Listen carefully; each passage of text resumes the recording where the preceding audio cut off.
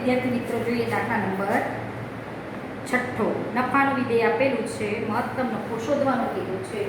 નફાનું વિધેય છે આપણી પાસે px બરાબર 41 ઓછા 72x માઇનસ 18x સ્ક્વેર.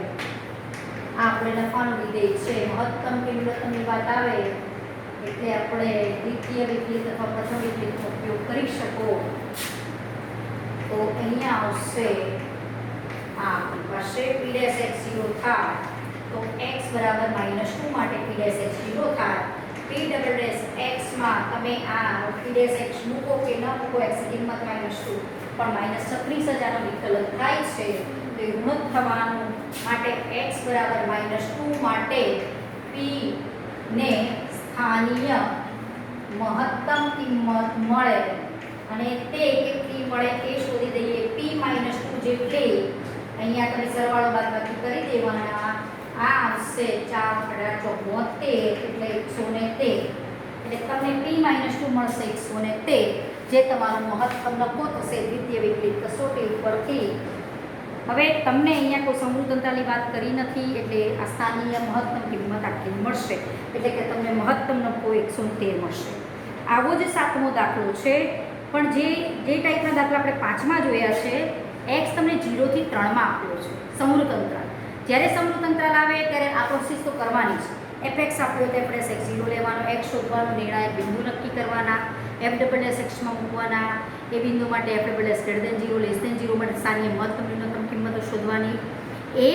એ બધી કિંમતો અને જે તમને અંતરાલ આપ્યો છે 0 3 એ f0 ને f3 પણ શોધવાના. એ બધામાંથી જે મેક્સિમમ હોય એ તમારી સ્થાનીય વૈશ્વિક મહત્તમ કિંમત થશે અને બધામાંથી જે ન્યૂનતમ હોય તમારી વૈશ્વિક ન્યૂનતમ કિંમત થશે.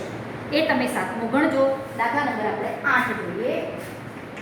વિધેય છે એટલે આપણે જોઈએ છે ત્રિકોણમિતિ એક વિધેય છે sin 2x. આ પણ સારો દાખલો છે. 0 થી 2π માં છે. તો x ને કઈ કિંમતો આગળ મહત્તમ મૂલ્ય, ખાલી એણે મહત્તમ મૂલ્ય પૂછ્યું છે એટલે આપણે ન્યૂનતમ મૂલ્ય શોધવાની જરૂર નથી.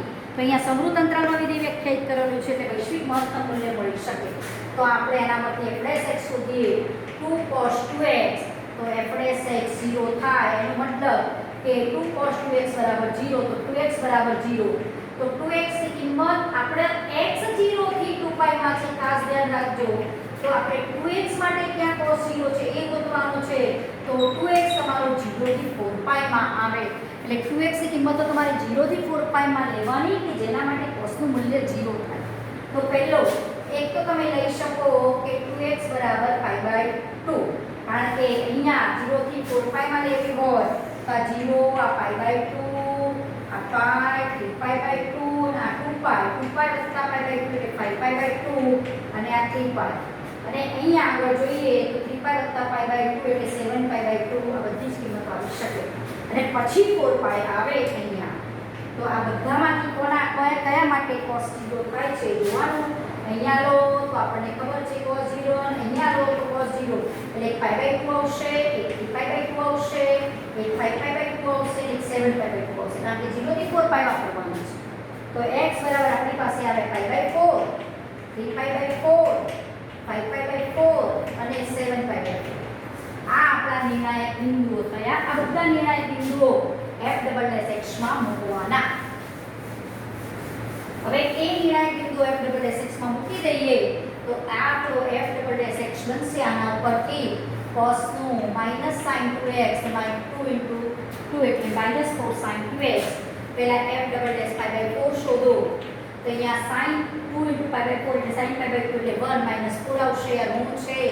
પછી 3π/4 મૂકો x ની કિંમત 2 * 3π/2 3π/2 sin 3π/2 -1 -4 એટલે 4 અને બીજી 5π/4 અહીંયા મૂકો તો 2 * 5π/4 એટલે sin 5π/2 એટલે 1 -4 * 1 એટલે -4 આ ઋણ. f' 7π/4 એ તમને મળશે 7π/4 એટલે અહીંયા મૂકો તો sin 7π/2 એટલે -1 પ્લસ -4 એટલે +4 એ પોતે ગ્રેટર ધેન 0 છે. હવે અહીંયા એનો મતલબ થયો કે x = π/4 માટે f ની સ્થાનીય મહત્તમ કિંમત મળે છે અને 5/4 માટે પણ સ્થાનીય મહત્તમ કિંમત મળે છે.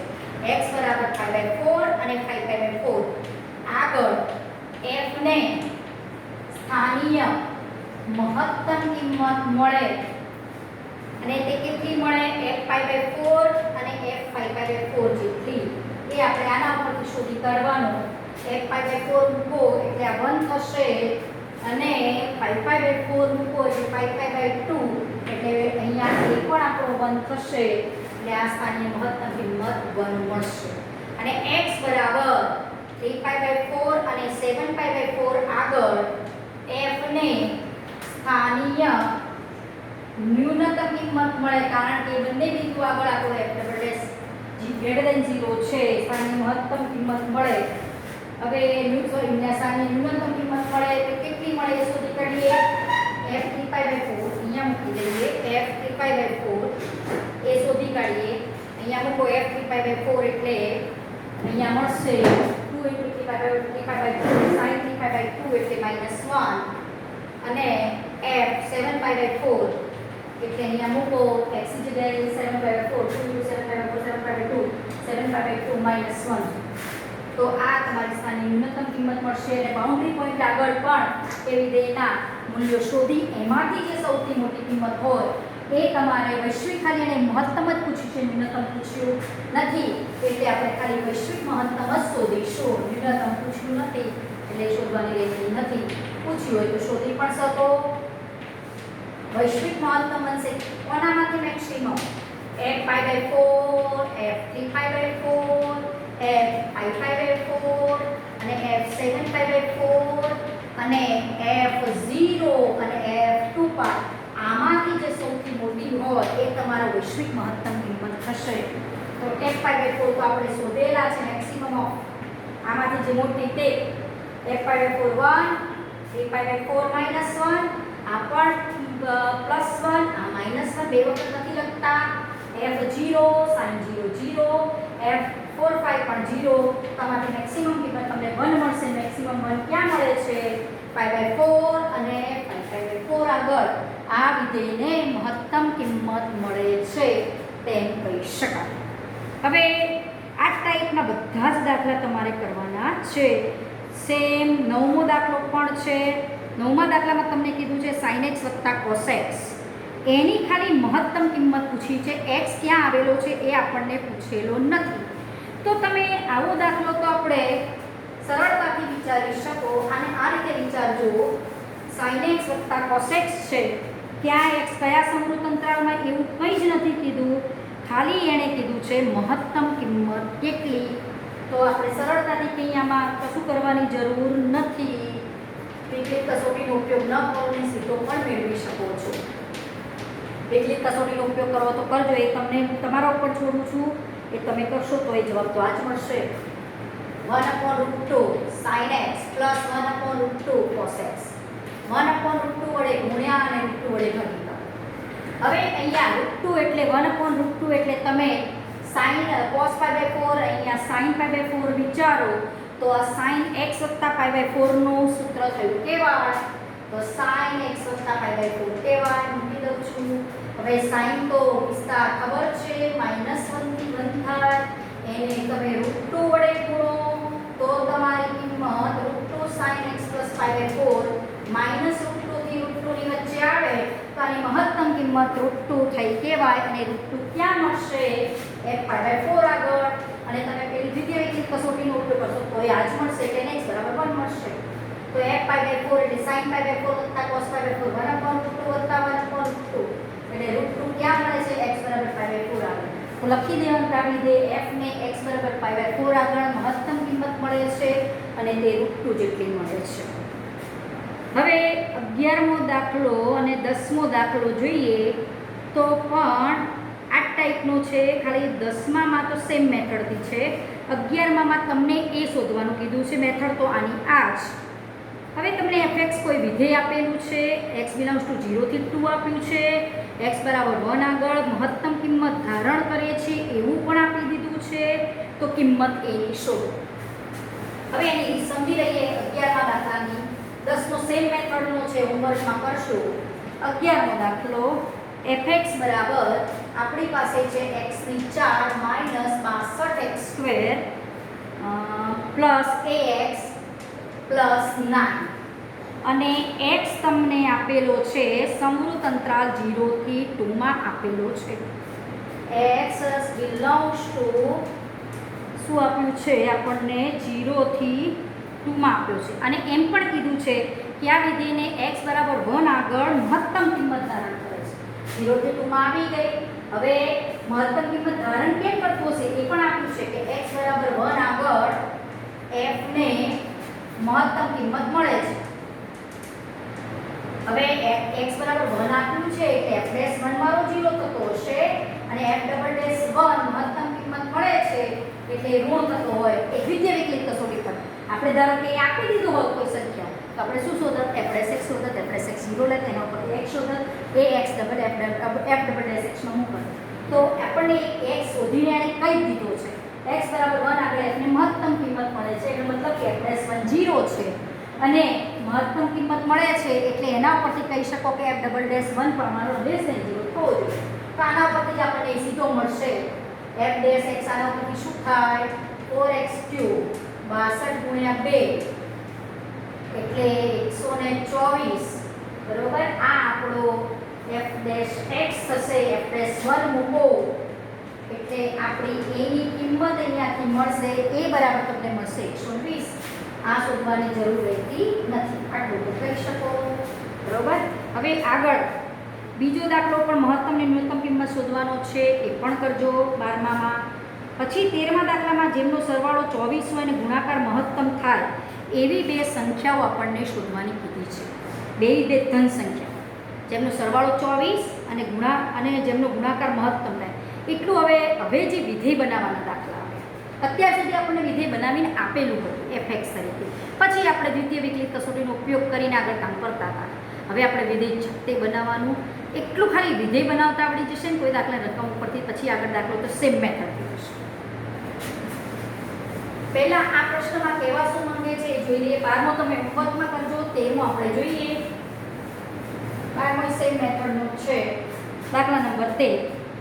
જેમનો સરવાળો 24 હોય ને ગુણાકાર મહત્તમ હોય એટલું રીતિ પકડવાની. કોને મહત્તમ બનાવવાનો છે ગુણાકારને.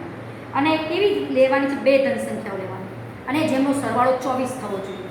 ધારો કે આપણે બે ધન સંખ્યાઓ લઈએ એક x લઉં તો બીજી કેવી લેવી પડે 24 - x તો જ એમનો સરવાળો તમારો 24 થાય. ધારો કે બે ધન સંખ્યાઓ x તથા 24 - x છે. કેમ? કારણ કે બેનો સરવાળો 24 થવો જોઈએ તો એક x લો તો બીજી 24 - x લેવી જોઈએ. અને જ્યાં તમે એમ કહી શકશો કે આ x છે 0 થી 24 ની વચ્ચે રહેવો જોઈએ. 24 થી મોટો હોય ન ચાલે ને અહીંયા. એનો સરવાળો 24 થી મોટો થઈ જાય તો આ x ની કિંમત 0 થી 24 વચ્ચે હોવી જોઈએ. પાછા 24 - x પણ ધન થવો જોઈએ અને x પણ ધન થવો જોઈએ. આપણો પ્રશ્ન છે કે એમનો ગુણાકાર મહત્તમ કરવાનો છે. એટલે આ બે જે સંખ્યાઓ છે એમનો ગુણાકારને આપણે વિધેય બનાવીએ. આમનો ગુણાકાર શું બતાવો છે મહત્તમ એટલે આપણું વિધેય બની ગયું. હવે આને મહત્તમ બનાવવો છે એટલે 24x - x² આપણું વિધેય બન્યું. f' x આપણું થશે 24 - 2x f' x 0 લેતા x 24 - 2x બરાબર 0 એટલે x બરાબર 12. x બરાબર 12 એ નિર્ણાયક બિંદુ થશે. f ડબલ ડેશ x માં મૂકો. f ડબલ ડેશ x પોતે ઋણ થાય છે એટલે x બાય મૂકો તો f ડબલ ડેશ x તો ઋણ થવાના માટે x બરાબર 12 આગળ f ને સ્થાનીય મહત્તમ કિંમત મળે છે અને તે કેટલી મળે f12 જેટલી. f12 આપણો કેટલો થશે 12. 24 - 12 એટલે 12 12 × 12 એટલે 144. એટલે આપણને સ્થાનીય મહત્તમ કિંમત મળશે x બરાબર 144 ને બે ધન સંખ્યાઓ મળશે તથા બે ધન સંખ્યાઓ મળશે. બે ધન સંખ્યાઓ કઈ મળશે? એક તો 12 અને બીજી x બરાબર 12 અને બીજી થશે 24 - x એટલે 24 - 12 એટલે 12. બંને 12 લો ને તેનો સરવાળો 24 થાય અને એનો ગુણાકાર મહત્તમ થઈ શકશે. એટલે અહીંયા આપણે દ્વિતીય વિકલિત કસોટીનો ઉપયોગ કરો. પહેલા વિધેય બનાવી દેવાનું કોઈ પણ રકમ ઉપરથી આટલું ધ્યાન રાખવાનું. આ આપણો જવાબ આવશે, અહીંયા પણ 12 આવશે. હવે આગળના દાખલા આપણે 13, 14, 15, 16, 17 છે અને પાછળના બધા જ દાખલામાં આપણે વિધેય જ બનાવવાના છે અને આગળ આ જ રીતે વાત કરવાની છે, જે આપણે આગળ જોઈશું.